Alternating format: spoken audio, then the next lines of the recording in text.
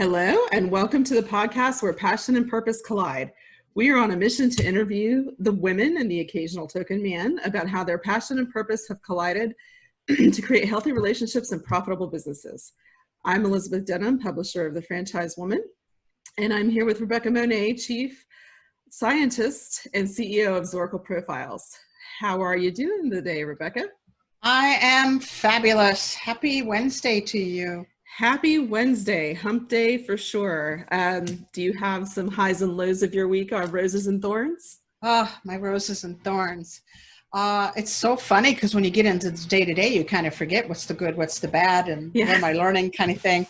But you know, as a behavioral scientist, one of the things that I have been pondering and wondering about into the future is with this pandemic and this, we can't hug, we can't shake hands, we have to be cautious about even fist pumps and whatever else we would normally do. I guess I'm starting to have some concerns about what that's going to look like in the future. Now, there's no doubt hugs and handshakes is a way to be intimate and to connect with another person. And there's a direct kind of correlation between touch and, of course, trust. So a part of me is thinking, what's going to happen as we no longer touch and we no longer,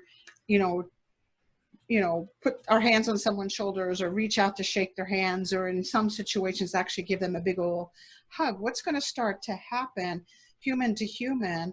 Are we going to start being less trusting of one another? Is violence going to pick up? No doubt we know that touch lowers stress hormones, and it raises oxytocin and happy hormones, and it makes us feel bonded and connected and protective of one another.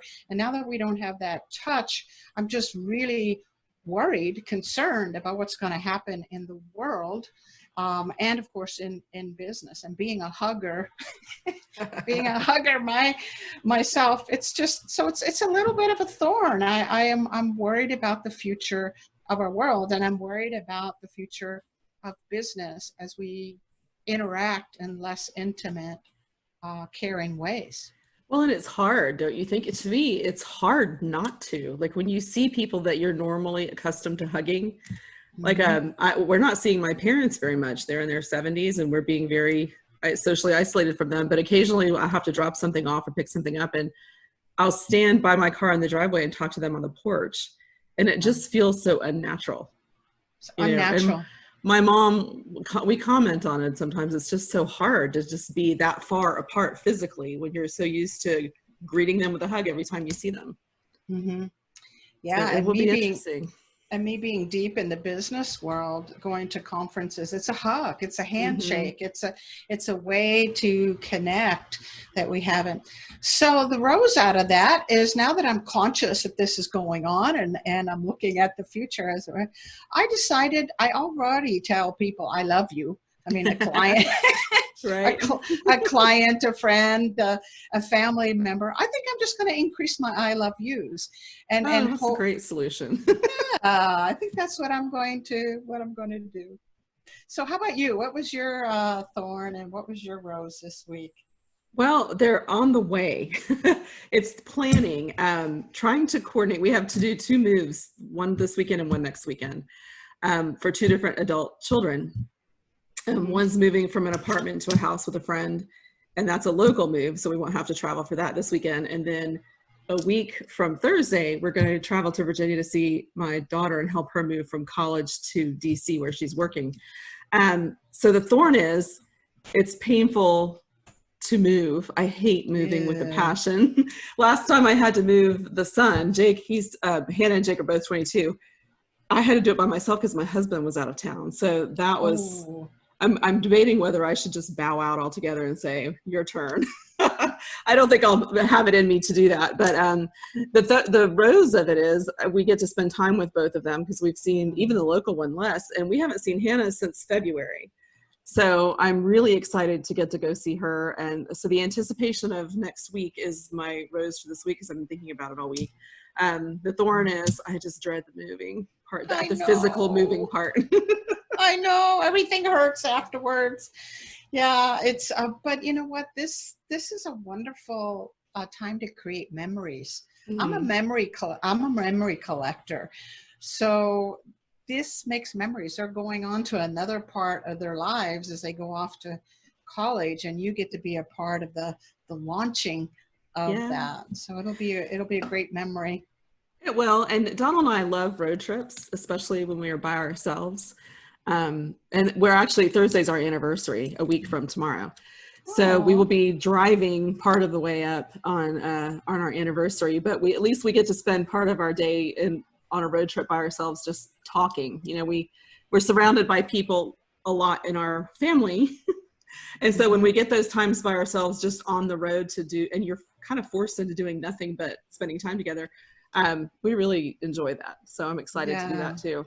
Okay, so you're gonna have to tell me what romantic thing that you have planned that's got to be in the car. I mean, it's not like you Right? can do flowers or dinner or whatever. You gotta.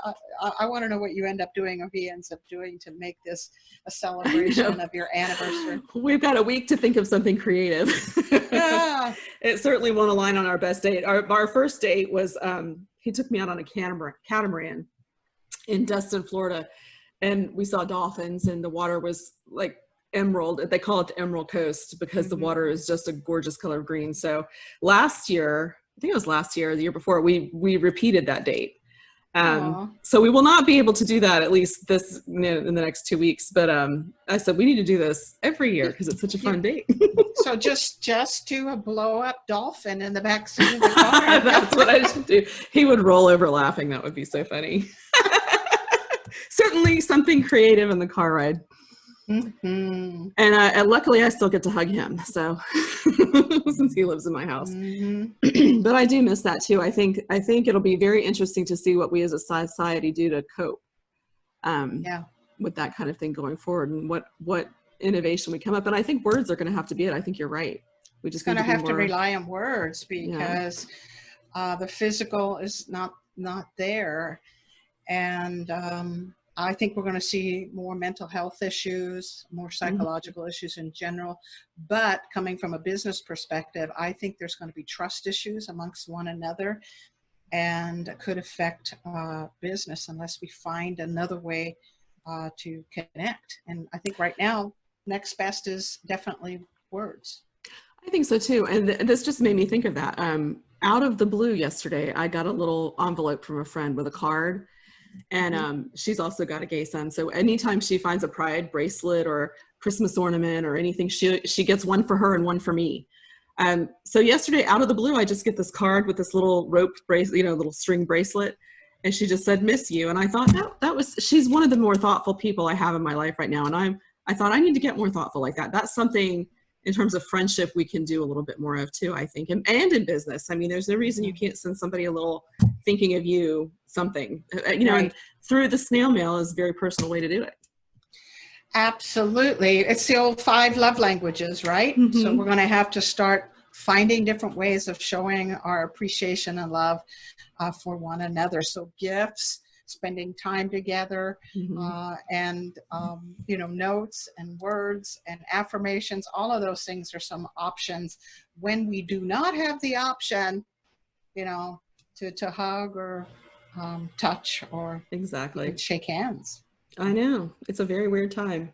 Mhm. On that note, I'll give you a little air hug.